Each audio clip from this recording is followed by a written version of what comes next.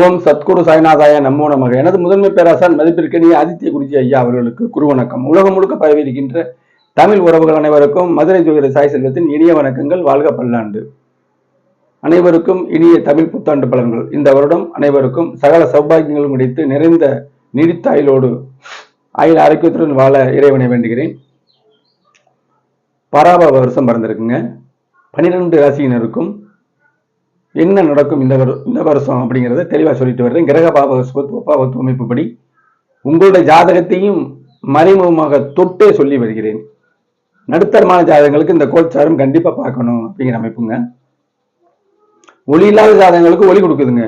ஏற்கனவே ஒளி உள்ள ஜாதகங்களுக்கு ஒளி தேவையில்லாத அமைப்புங்க. அதனாலதான் பெரும்பாலும் இந்த கோல்சாரத்துல கெடுபலன்லாம் சில பேருக்கு நடக்காம இருக்கும். அது ஒளி நிறைந்த ஜாதகம்.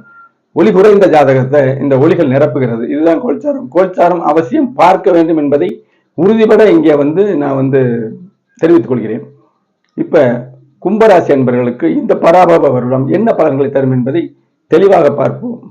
அதுக்கு முன்னாடி எனது அஸ்ட்ரோ சாய் செல்வம் அப்படிங்கிற யூடியூப் சேனல்ல 1200க்கும் மேற்பட்ட கிரக பாவக சுபத்துவ பாவத்துவ கோட்பாடின்படி பதியப்பட்ட வீடியோக்கள் இருக்கிறது. பார்த்து பயன்பெறுங்கள். சப்ஸ்கிரைப் பண்ணுங்க, லைக் பண்ணுங்க, ஷேர் பண்ணுங்க. எந்த ஒரு பலனாக இருந்தாலும் எனது திரையில் தெரியக்கூடிய இந்த வாட்ஸ்அப் நம்பருக்கு 9080571370 என்ற அந்த நம்பருக்கு தொடர்பு கொள்ளுங்க. வாட்ஸ்அப் நம்பர் இது. வாட்ஸ்அப்ல கொடுத்து ஆன்லைன்ல பார்க்கலாம், நேரில் வரலாம். கிரக விளக்கத்தோடு பலன் சொல்வது என்னுடைய தனிச்சிறப்பு. திருமண பொருத்தம் சிறப்பாக பார்க்கப்படும். என்ன நடக்கும், எத்தகைய ஆண்டு வரை சந்தோஷமாக இருப்பார்கள், எப்பொழுது சிறு சிறு பிரச்சனைகள் என்பதை மறைக்காமல் தெளிவாகவே நான் சொல்லிவிடுவேன். அந்த துன்பங்கள் வந்தாலும் தாங்குகிற சக்தி இருந்தால் ஜாதகத்தை இணைப்பேன். குடும்ப ஜாதகங்களை சேர்த்து பார்த்தால் பலன்களை துல்லியமாக அறியலாம். நன்றி. இப்ப கும்பராசிக்கான இந்த வருட பலன்களை பார்ப்போம். கோல்சாரம் அவசியம் சொல்லணும்னு எத்தனையோ வலியுறுத்தி சொல்றேன். எந்த வருஷத்தை நம்ம எத்தனை மாதங்களை கவர் பண்றோமோ அதுக்குள்ள என்ன நிலைகள் இருக்கோ அது உங்களுக்கு செயல்படும். அப்ப வருஷ பலன், தமிழ் வருட பலன், ஆங்கில வருட பலன், 6 மாதத்துக்கு சொல்லக்கூடிய பலன், குரு பயிற்சி பலன், சனி பயிற்சி பலன், ராகு கேதுகள் பயிற்சி, இதுக்குள்ள பிளானட்டரி பொசிஷன் எப்படி இருக்கோ உங்க ஜாதகத்துல தசாபத்துக்கு தகுந்த மாதிரி இது கண்டிப்பா பாதிக்கும்.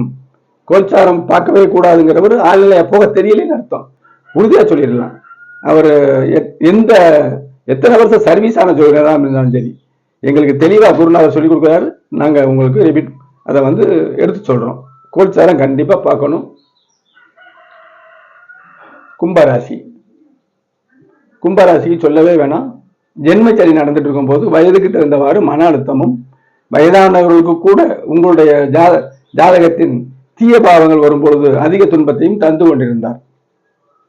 திருக்கணிதமே ஜாதக பலன்களுக்கும் சரி, கோல்சாரத்துக்கும் சரி ஒரு சர்ச்சை. வாக்கிய பஞ்சாங்கப்படி இப்பதான் மாறி இருக்குங்கிறாங்க. இல்லவே இல்லை. 1 வருடத்துக்கு முன்னாவே மீனத்துக்கு சனி போய்விட்டார். சரி, இதுக்கு என்னையா நிரூபணம்? கும்பராசிக்காரங்க இன்னமும் சிரமப்படுறாங்களே அப்படின்னு சொன்னா சனி குற்றம் அல்ல. அடிக்கடி சொல்வது போல் சிங்கத்திட்ட இருந்து விடுபட்டு புலியிடம் மாட்டிய கதை. வால் போய் கத்தி வந்தது. வால் போயிருச்சு, கத்தி நம்மளுக்கு குத்த வருதுன்னு அர்த்தம். இப்ப என்ன அர்த்தம்னா, கடுமையான சனி போய் ராகு அங்க வந்துட்டாரு. ஒரு இருட்டு போய் இன்னொரு இருட்டு வந்திருக்கு. இதை உணராமல் நம்ம சொல்றது அப்ப கும்பராசிக்கு இன்னும் இருட்டு இருக்கு, சனி இருக்காரு, கண்ணை கட்டிக்கிட்டு பார்த்தது மாதிரி அப்படிலாம் பார்க்க கூடாது. சரி, வருஷ கிரகங்களை தான் நம்ம கோல்சாரத்துல நம்ம பார்க்கணும். போன வருஷம் 5ல் குரு இருந்தாரு, அற்புதமா இருந்துச்சு. எல்லாருக்கும் அள்ளி கொடுக்கல, எல்லாருக்கும் குழந்தை பாக்கியம் இல்லை, எல்லாருக்கும் அதிர்ஷ்டம் இல்லை. என்ன காரணம்? உங்கள் தசாபுக்தி. உங்கள் ஜாதகங்களை கும்பராசி ஒவ்வொரு ராசியிலையும் லட்சக்கணக்கான பல லட்சம் பேர் இருப்பாங்க. அவங்க ஜாதகத்தை நான் பார்க்காமலே எப்படி சொல்றேன், ஒரு ஆழ்நிலையா போனோம்னா ஒரு சில விஷயங்கள் பிடிபடும். இறைவன் அருளாலும் குருநாதருடைய அருளாலும். அப்ப 5ஆம் இடத்துல அதிர்ஷ்டம். இதுக்கு என்ன சொல்லணும் தெரியுமா? அதிர்ஷ்டம் இல்லாத ஜாதகங்களுக்கு கூட ஏதோ வறண்ட நிலத்துல மழை பெய்தது மாதிரி அருள் உங்களுக்கு இருந்தது. உங்க குழந்தைகளுக்கு ஏதோ நன்மைகள் தத்தி தடுமாறி நடந்தது. சில கும்பராசி அன்பர்களுக்கு குரு பவனம் நல்லா இருந்து இந்த 5ல் குரு வரும் பொழுது அந்த பீரியட் அந்த குருவுடைய தொடர்பு வரணும். தசா புக்தி அந்தரம் வரும்பொழுது இது அதிகப்படியாக பூஸ்ட் செய்தது. பலவீனமான குரு உங்க ஜாதகத்துல இருந்து பலவீனமான அமைப்பு தசாபுத்தி அந்தரம் இருக்கும் பொழுது இந்த 5ல் உள்ள குரு கெடுபலனை தடுத்தது. எவ்வளவு நுட்பமான அமைப்பு. நல்ல ஆர்வலர் பாருங்க, பொதுமக்கள் பாருங்க, நிறுத்தி நிதானமா பாருங்க, கரெக்டா இருக்கும். இப்பொழுது குரு 6ஆம் இடத்துக்கு வராரு. 6ல் வர்றது 6 to 12 தீயதுன்னு சொல்லி வச்சிருக்காங்க. அப்படி கிடையாது. எந்த இடத்துல வர்றாரோ ஒளி நல்லது செய்யும், இருள் கெடுதலுங்க. முழு பாவக்கிரகம் சனி. ராசி அதிபதி கூட பார்க்க மாட்டாரு. நம்ம கண்ணுதானே குத்தக்கூடாதுன்னு நினைக்க மாட்டாரு. அவருக்கு விதிக்கப்பட்ட அமைப்பு. தன் கண்ணாலும் கண்ணை மூடிக்கிட்டு மனசை இறுக்கிக்கிட்டு ஒரு குத்துத்தான் செய்வார். சனியுடைய இயல்பு அதுதான். இப்ப 6ஆம் இடத்துல வரும் பொழுது வேலை இல்லாதவர்களுக்கு கூட இந்த வருஷம், இந்த தமிழ் புத்தாண்டுல வேலை கண்டிப்பா அமையும். வேலையில் அதிருப்தியாக இருந்தவர்களுக்கு அதிருப்தி நீங்கும். சரி, இந்த வேலை சரியில்லை, வேற வேலைக்கு போகலாமா, போகலாம், அதுக்கு அனுமதிக்கும். தாய்மாமனுடைய அனுகூலங்கள் உண்டு. சுபக்கடன்கள் உண்டு. நோயும் வளரும். உங்க ஜாதகத்துல பாவத்துவமான 6ஆம் அதிபதியுடைய தசை புத்தி அந்தரம் நடந்து கொண்டிருக்கும் பொழுது இந்த 6ஆம் இடத்துல குரு வர்றது இந்த இடத்துல அதை தூண்டிவிடும். வேறுபாட பாருங்க. இந்த இடத்துல அந்த நோயை கட்டுப்படுத்த சொல்லக்கூடாது. 6ஆம் பாவத்தின் தீய, அதாவது பாவத்துவ 6ல் சனி இருந்தா எந்த ஜாதகத்துக்கும் நோய் கடன் எதுவும் இல்லை, வேலையும் இல்லைன்றனும். அந்த சனியோட செவ்வாய் சேர்ந்தா ரொம்ப இருக்காது கடன், அப்படின்னு இருக்கக்கூடாது. தலைகீழ திரும்பிடும். அது பாவத்துவம். எத்தனை பேருக்கு புரியும் தெரியல. பாவத்துவம்னா கடுமை. கடன் வழியா நோய் வழியா சிரமப்படுங்க. அது உங்க ஜாதகத்துல என்னங்கிறத பார்க்கணும். அந்த நிலையில குரு 6ல் வரும் பொழுது அதை தூண்டி விடும் அப்படின்னு சொல்லணும். இதெல்லாம் நடக்கத்தான் செய்யும், எல்லாத்தையுமே சொல்லணும். அப்ப அந்த அமைப்புல இப்ப நன்மையை சொல்லுவோம். வேலை கிடைக்கும், வேலை இல்லாம இருந்தவங்களுக்கு வேலை கிடைக்கும். ஒரு கடன் வாங்கி ஒரு செயலை செய்யணும், கடன் வாங்கித்தான் ஆகணுங்கிறது உங்க ஜாதகத்துல இறுதி வரை கடன் அமைப்பு இருக்கிற ஜாதகம்லாம் இருக்குது. அப்ப வேலை, அந்த கடனும் உங்களுக்கு கிடைக்கும். தாய்மாமனுடைய அனுகூலங்கள் கிடைக்கும். 6ஆம் இடம். திடீர் அதிர்ஷ்டம் கிடைக்கும். அடுத்தவருடைய பணம், திடீர் அதிர்ஷ்டம். சும்மா இல்ல, வட்டிக்கு கூட கிடைக்கணும்ல, கிடைக்கும். அல்லது ஒரு கிஃப்டா கூட ஒருத்தர் கொடுப்பாங்க. உங்க ஜாதகத்தின் தசாபுத்தி படி அதிர்ஷ்டம் இருந்தா தான் கிஃப்ட் எல்லாம் கிடைக்கும், இல்லைன்னா கடன் தான் கிடைக்கும். இப்படி அமைப்புல 6ஆம் இடத்துல இருந்துச்சுங்க. குரு பகவான் பார்வையும் பார்க்கணும். இப்ப இங்க இருந்து 10ஆம் பாவத்தை பார்ப்பாரு. 6ல் ஒரு வெளிச்சம் இருந்து 10 பார்க்குது. வேலை தொழில் எதுவானாலும் சிறக்குங்க. ஒரே வார்த்தை, வேலை தொழில் எதுவும் இல்லாதவங்களுக்கு கிடைக்கும். அதுல நசிவா இருக்குது உங்களுக்கு, சரியில்லாம இருக்கிறவங்களுக்கு நல்லா வரும். புதிய வேலைகள் அமையும். ஏற்கனவே இருக்கிற வேலையை காட்டிலும் இன்னொரு வேலையும் அமையும். உங்கள் வலிமைக்கு ஏற்றவாறு, உங்கள் ஜாதகத்தின் வலிமை உங்க உடம்பு வலிமைக்கு ஏற்றவாறு 2 வேலை. 4 பேரை வேலை பார்க்கறவங்க எல்லாம் இருக்காங்க. நம்மகிட்ட இம்யூனிட்டி பவர் இருக்கணும். லக்னம், லக்னாதிபதி, இப்படி அமைப்பு. அப்புறம் 12ஆம் இடத்தை பார்க்கிறாரு. 12ஆம் இடத்தை பார்ப்பது கார்த்திகை மாசத்துக்கு பிறகு அது உறுதி. அதை பிறகு சொல்றேன். 12ஆம் இடத்தை பார்க்கறது ஒரு நல்ல தூக்கம் இருக்கும். வெளிநாட்டு வாய்ப்புகள், அதை பயன்படுத்தி நீங்க போகலாம். சுப செலவுகள் இருக்கும். வெளிநாட்டு பயணங்கள் நிச்சயம் அமையும். உங்க தசாபத்தி இருந்தால், எல்லாருக்கும் கிடையாது. நான் வெளியூர் பிறந்த ஊரை விட்டு வெளியே வரலைங்க, நானும் கும்பராசினா உங்க ஜாதகம் அது. எல்லாருக்கும் ஆகாது. அந்த பாவங்கள் தொடர்பு கொண்டால் மட்டுமே போக முடியும். 12ஆம் இடம் சுப செலவுகளுக்கும் திடீர் அதிர்ஷ்டம் கிடைக்கும். சரி, 2ஆம் இடத்தை பார்க்கிறாரு. வருமானங்கள் கூடும். இப்ப கண்டினியூட்டி பாருங்க. 6ஆம் இடம் செழித்து வேலை கிடைத்து 10ஆம் இடத்தை பார்த்து குரு பகவான் பார்த்து தொழில் அமைந்து வருமானம் கிடைக்கிறது. கண்டினியூட்டி இருக்கும். நீ யோசிச்சு பாருங்க. ஒரு ஜாதக அமைப்பை பல கண்ணோட்டத்தோடு நம்ம பார்க்கும்போது நம்ம சிந்தனைக்கு தகுந்தவாறு, நம்முடைய வலிமைக்கு தகுந்தவாறு பல அற்புதங்கள் கிடைக்கும். அதை உங்கள்கிட்ட சொல்றேன். 2ஆம் இடத்தை பார்ப்பதால் நிரந்தர வருமானம் கிடைக்கும் அப்படிங்கிறத சொல்லிடலாங்க.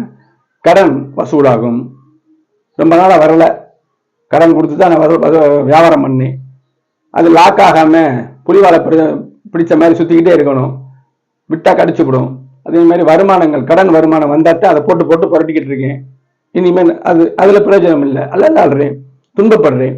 கண்டிப்பா அது உங்களுக்கு 2ஆம் பாவத்தை குரு பார்ப்பதால நிச்சயம் நான் சொன்ன அமைப்புல உள்ளவங்களுக்கு விடுதலை கிடைக்கும். நல்லபடியா ஆயிடுவீங்க. திருமணம் நடக்கும். குடும்பத்துல பணப்புழக்கம் இருக்கும். செலவு செய்ய பணம் வரும். சொல்லிக்கிட்டே போகலாம். அற்புத சாஸ்திரம் சொல்லிடும். சரி, அடுத்து சனியோட நிலை. ஜென்மத்துல இருந்தாருங்க. சனி எங்கேயுமே இருக்கக்கூடாதுங்க, ஆனா இருக்கணும். நான் சொல்றது நல்லா கவனிங்க. ஏன் இருக்கக்கூடாதுன்னா அவ்வளவு கொடுமையான கிரகம் அது. சனி கொடுத்த சொத்து நிலைக்கும், அதெல்லாம் கிடையவே கிடையாது. சனி கொடுத்தால் எவர் தடுப்பார்? அதெல்லாம் அனுபவம் இல்லாம சொன்ன வார்த்தைங்க. நியூஸ் டாக்கிஸ் அப்படிங்கிற சேனல்ல வார ராசி பலன் சொல்லிட்டு வர்றேன். இது என்னுடைய சேனல் அஸ்ட்ரோ சாய் செல்வம். நியூ டாக்கிஸ்லையும் சொல்லிட்டு வர்றேன். அதை பார்த்தீங்கன்னா இன்னும் நுட்பங்கள் உங்களுக்கு தெரிந்து கொள்ளலாம். அதுலேயே இந்த புரட்சிகரமான பதிவு, சனி கொடுத்தால் எவர் தடுப்பார்? ஒருத்தர் தடுக்க முடியாது. அவர் கொடுக்க லக்னாதிபதியின் லக்கணமும் ராசியும் வலுவிழந்து போனா சனி கொடுக்கறத நம்ம வாங்கிக்க முடியாது. நுணுக்கங்கள் நிறைய இருக்கு. அந்த சேனலை சப்ஸ்கிரைப் பண்ணுங்க, நிறைய பாருங்க. உங்களுக்கு அற்புதமாக முத்து முத்தாக பொறுக்கி கொடுப்பேன். இப்ப சனி 2ல இருக்கு, ராசியில இருந்து 2க்கு போயிட்டாரு. ராசியில ராகு வந்ததுனால துன்பப்படுறீங்க அப்படின்னு சொல்லிட்டு 2ஆம் இடம் வருமானத்தை தடை பண்ணாருங்க. சனி எங்க இருக்கோ மந்தப்படுத்தும், மந்தக்காரகன். பலத்தெல்லாம் கொடுக்காது. எப்ப பலத்து கொடுக்கும்? சுபத்தன்மை அடைந்தால் ஜூன் 2ல இங்க இருந்து வெற்று ஊடகமான சனியை ஒளிபாச்சுவாரு. வருமானம் இந்த இடத்துல ராகு இருந்து குரு பார்த்தால் குருவுடைய திறனை பல மடங்கு பெருக்கும். சனி அப்படி இல்லை, அது தேய்க்கிற கிரகம், கெடுக்காம இருக்கும், ஓரளவு பலன் கொடுக்கும். வெளிச்சம் அடிக்குதுங்க, ஒரு இருட்டு இருக்குங்க, அப்படி புரிஞ்சுக்கோங்க. இருள் வழியாக புரிந்து கொண்டால் தடுமாற்றமே வராது. இது கும்பராசிக்கான அமைப்பு. ராகு எதை பார்க்கணும்ல, அதுவும் கார்த்திகை மாசம் தான் இடம்பெயர்றாங்க. ராசி இந்த ஜென்மத்துல அவதிப்பட்டுக்கிட்டு இருக்கீங்க இல்ல, ஜென்மச்சரி நீங்கியும் அவதிப்படுற ராகு நீங்க ஃப்ரெஷ் ஆயிருவீங்க. உங்க ராசியில இருந்து ராகு கீழே இறங்கிரும், ரிவர்ஸா போவாங்க ராகு. மற்ற கிரகங்கள் பிரதட்சணம், இது அப்பிரதட்சணம். வடமொழி, எல்லா மொழியும் அவசியம். இப்ப இங்க இருந்து இறங்கணும்னு நீங்க ஃப்ரெஷ் ஆயிருவீங்க. சரி, 12 ராகு வராரு, செலவு செய்ய பணம் இருக்காது அப்படின்னு நினைச்சீங்கன்னா இந்த வெற்று உலகமான ராகுவை குரு பார்ப்பாரு. அப்ப 12ஆம் இடத்தின் பலங்கள் அதிகரிக்கும். ஆரம்பத்தில் சொன்ன இதை பிறகு விளக்குறேன்னு இதை பாருங்க. வெளிநாடு, வெளிமாநிலம் உங்க ஜாதகத்தின் திறனுக்கு ஏற்ப கண்டிப்பா போயே ஆவீங்க. அந்த தசாபதி நடந்தால் மட்டும், இல்லைன்னா நினைப்பு வரும், இல்லைன்னா எண்ணம் செயல். சரியா? கண்டிப்பா போவீங்க. சுப செலவுகள் கண்டிப்பா. ராகு ஏன்னா ராகு அசுர கிரகம், குருவின் பலனை இழுத்து பல மடங்கு பெருக்கும். அசுர கிரகம் ராகு கேதுக்கள் கண்டிப்பாக கணிக்கப்பட வேண்டும். 12ஆம் இடத்தின் ஏற்றுமதி செஞ்சுக்கிட்டு இருக்கீங்க. சிறு பொருள், ஒரு பொருளை ஒரு பஸ்ல ஏற்றி இன்னொரு கடைக்கு கொடுக்குறீங்க, பல ஊர்களுக்கு அனுப்புறீங்க, அதுவும் ஏற்றுமதி, சிறிய அளவு. குரு ஏற்றுமதி சொல்லிடலாம். நாடு விட்டு நாடு ஏற்றுமதியாளர்களுக்கு ஜாதகமே பார்க்க தேவையில்லை. அவங்களுக்கு வலிமையான அமைப்பு இருந்தால் அது ஆட்டோமேட்டிக்கா போயிடுவாங்க. இந்த கிரக பயிற்சியில பாதிக்காது. 100ல 1 ரூபா கொடுங்க, நம்ம உணர மாட்டோம், அவரே உணர மாட்டாரு. 100ல 10 ரூபா போனது என்ன தெரிய போய் ஏதோ அப்படின்னு போயிடுவாங்க. அந்த மாதிரி அமைப்புல பலவீனமான ஜாதகங்களுக்கு வெளிநாடு செல்லக்கூடிய வாய்ப்புகள், வெளிமாநிலம் செய்யக்கூடிய வாய்ப்புகள், நம்ம தகுதிக்கு ஏற்ப ஒரு ஏற்றுமதி செய்யக்கூடிய பொருள்கள், சுபகரயங்கள், இதெல்லாமே நடக்கும். சுபகரயம்னா எல்லாமே வந்து அதுக்குள்ள சுபகரயம்னா எல்லாம் தானே. வயதுக்கு ஏற்றவாறு காது குத்துல இருந்து ஒரு நேர்த்திக்கடை செலுத்துறதுல இருந்து, வீடு கட்டுறதுல இருந்து, கிரகப்பிரவேசம் பண்றதுல இருந்து, கல்யாணம் பண்றதுல இருந்து, குழந்தைகளுக்கு பால் அன்னப்பிரசம் செய்யறோம்ல, அந்த இதுல இருந்து எல்லாமே வருமுங்க. உங்க தசாபத்தி அமைப்பு ஜாதகத்தை பார்க்காமலே நான் சொல்றேன். எல்லா விஷயத்தையும் சொன்னா இருக்கும். 10 பேரா பிறந்திருக்கும் கும்பராசியில, லட்சக்கணக்கான மக்களுக்கு நடக்கும் இல்ல, எல்லாமே நடக்கும். இந்த அமைப்புல வந்துடும். சரி, கேதுவை பார்க்கணும். 7ல இருந்துச்சுங்க, ராசியில் ராகுவும் 7ல கேதுவும். மன வாழ்க்கை சரியில்லையே சொல்லிடலாமே, எல்லாத்துக்கும் இல்ல. அடிப்படையில உங்களுக்கு பலவீனமான உலகம் நடந்துகிட்டு இருந்துச்சு. இப்ப கேது இங்க இருந்து 6ஆம் இடத்துக்கு போறாரு, ரிவர்ஸ்ல போவாரு. 6ஆம் இடம் வேலை கெடுக்கும். கேது சிறிய அளவு கெடுக்கும்னு சொல்லக்கூடாது. குருவோடு சேரும், கேல யோகமா மாறும். கேல யோகம் என்பது குரு கேது சேர்வு இணைவது மட்டுமல்ல, உங்க ஜாதகத்துல 2, 5, 9, 11 அதிர்ஷ்ட ஸ்தானங்கள், அதிர்ஷ்டமா வருமானம் இருக்குன்னு அர்த்தம்ங்க. அதாங்க அளவு கடந்த உங்களுக்கு சலிப்பு தட்டுற அளவுக்கு பணம் வர்றதுல அவங்க ஜாதகம்.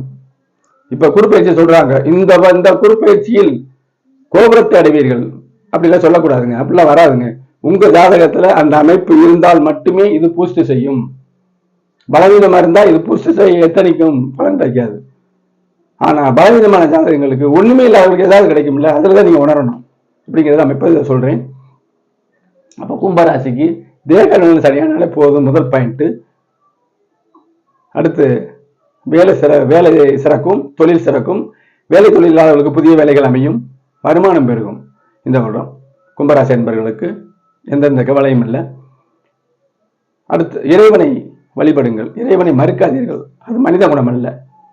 குலதெய்வத்தை வழிபடுங்க, இஷ்ட தெய்வத்தை வழிபடுங்கள். இந்த இந்த வருஷப்பலன் கும்பராசிக்கு நிறைவான வாழ்வை தரும் என்று கூறி வாழ்த்துகிறேன்.